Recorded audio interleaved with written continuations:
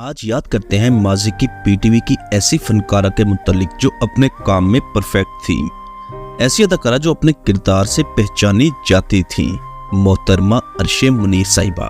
دیکھ رہے ہیں اس زمانے میں بھی ایسے لڑکے ہوتے ہیں، ماشاءاللہ بھائی، اللہ نظر بس سے بچائے۔ بیوقوف ہر زمانے میں ہوتے، بے وقوف کیوں ہوتا؟ البتہ سیدھا ضرور ہے۔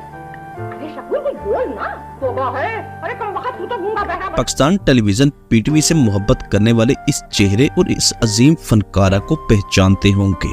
عرشے منیر ایسی فنکارہ تھی جو اپنے کام میں ماسٹر تھیں، اپنے مخصوص انداز سے خود کی الگ پہچان بنائی، اپنے کردار میں اس قدر ڈوب جاتی کہ اس کی خود کی شخصیت فنا، اور اپنے کردار میں خود کو زندہ رکھنے کا سب سے بڑا ثبوت یہ ہے کہ آج بھی لوگ جب عرشے منیر کو یاد کرتے ہیں تو ان کے کردار اور مخصوص انداز ہی ذہن پر حاوی ہو جاتے ہیں، اور ایسے فنکار اب ناپید ہو چکے ہیں۔ آج کی اس ویڈیو میں ماضی کی اس گمنام فنکارہ کو خراج تحسین پیش کریں گے، ان کی اداکاری، ذاتی زندگی اور فنی سفر ڈسکس کریں گے۔ پیدائشی فنکارہ جو اپنے کام سے عشق کیا کرتے تھے، جن میں پیسوں سے زیادہ اپنے کام کی چاہت ہوتی تھی۔ یہ فنکار اس لحاظ سے بھی عظیم تھے کیونکہ انہوں نے بہت ہی کم معاوضے میں بہت ہی عمدہ کام کیا۔ کئی ہفتے ریہرسل کرنی اور پھر ریہرسل کرنے کے بعد ون ٹیک میں کردار کو نبھانا۔ ٹیکنالوجی اور جدید آلات کی عدم دستیابی کی وجہ سے انہیں اپنے کام میں سخت محنت کرنی پڑتی تھی۔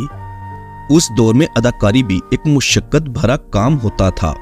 فنکار کو کوئی سہولت نہیں ہوتی تھی، پیدل، رکشوں، ٹانگوں پر سفر کر کے اسٹوڈیو آیا کرتے تھے، گرمیوں میں گرمی کا سامنا کرتے اور سردیوں میں سردی کا۔ اب تو چاہے لاکھ باتیں بنا، میں فیصلہ کر کے آئی ہوں کہ آج اپنی رقم لے کر ہی جاؤں گی۔ میں وعدہ کرتا ہوں کہ اس سے پیسے دلوا دوں گا۔ تم کہتے ہو تو مان لیتی ہوں، لیکن یہ کہ بتا دو کہ رقم چھوڑوں گی نہیں میں، آسان نہیں ہے میرا پیسہ۔ عرشے منیر 28 مئی 1914 کو لکھنؤ میں پیدا ہوئی۔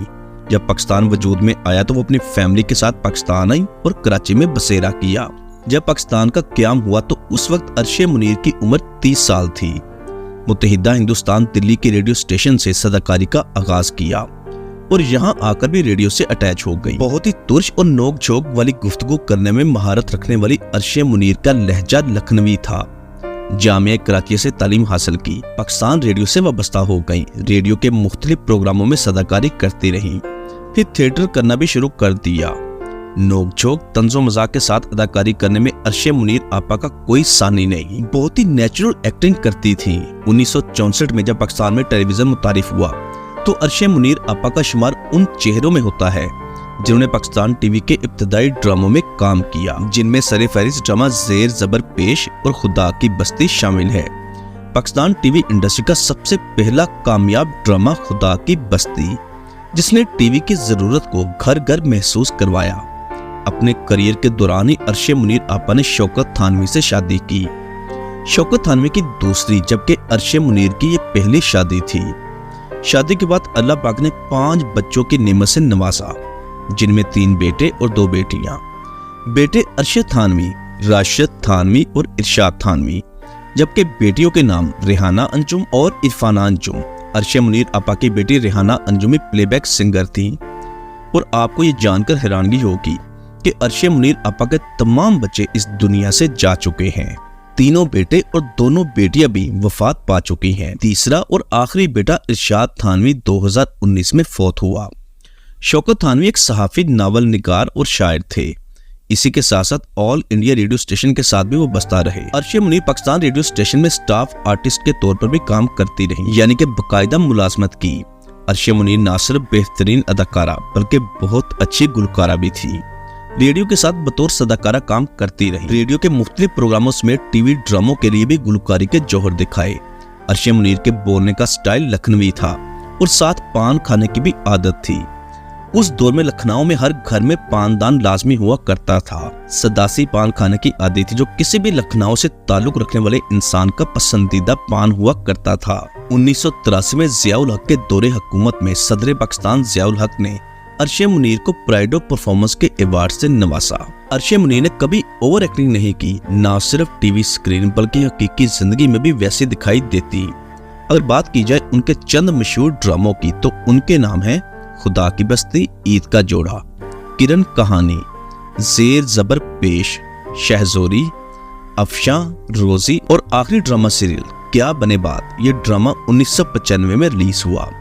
अरशद मुनीर आपा ने इसके अलावा 2 फिल्में भी की जिनके नाम इंसान बदलता है और जिंदगी एक सफर है। तकरीबन 50 साल से जायद अरसा टीवी और रेडियो को देने वाली अरशद मुनीर आपा को उम्र के आखिरी हिस्से में बहुत सारी बीमारियों ने घेर लिया। शुगर, ब्लड प्रेशर, गुर्दों का आर्जा लाहक हो गया। 3 साल इलाज का सिलसिला चलता रहा, लेकिन ज़ईफुल उम्र की वजह से रिकवरी मुमकिन ना हो सकी। इसी हालत में 8 सितंबर 1998 को 84 साल की उम्र में कराची में इंतकाल कर गईं। उन्हें सखी हसन कब्रिस्तान में सुपुर्द खाक किया गया।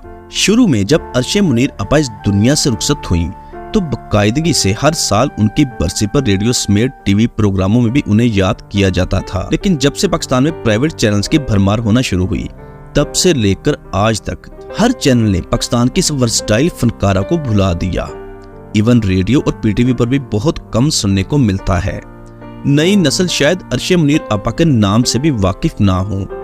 दोस्तों की दरख्वास्त है कि एक बार सूरह फातिहा और 3 बार सूरह इखलास पढ़कर अरशद मुनीर आपा की रूह को लाजमी इसाले सवाब कीजिएगा, क्योंकि इस वक्त इससे बढ़कर तोहफा उनके लिए और कोई नहीं हो सकता।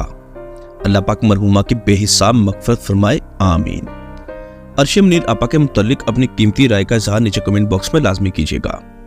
और अगर आप हमारे चैनल पर आ ही गए हैं तो प्लीज आपसे गुजारिश है कि सब्सक्राइब कर दें और साथ ही के बेल ऑप्शन को भी प्रेस कर दें। मिलते हैं दोबारा बहुत जल्द। अल्लाह हाफिज।